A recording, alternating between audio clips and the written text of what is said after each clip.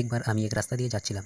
যেতে যেতে দেখলাম একটি ছোট্ট বাচ্চা যে কিনা সবেমাত্র হাঁটতে শিখেছে, সে করলো কি, হাঁটতে হাঁটতে রাস্তার উপরে উঠে পড়লো।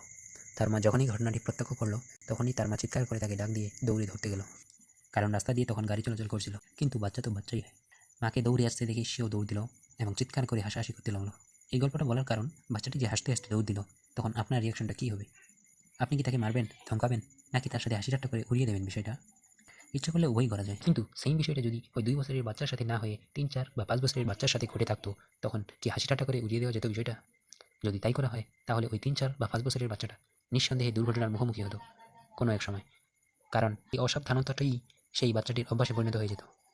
ঠিক তেমনভাবে আপনি যদি আপনার জীবনে ঘটে যাওয়া ছোট ছোট ভুলগুলোকে এড়িয়ে যেতে শুরু করেন, তবে একসময় সেই ছোট ছোট ভুলগুলো এতটাই বড় ভুলে পরিণত হয়ে যাবে যে সেটা আর কখনোই সামাল দিয়ে উঠতে পারবেন না।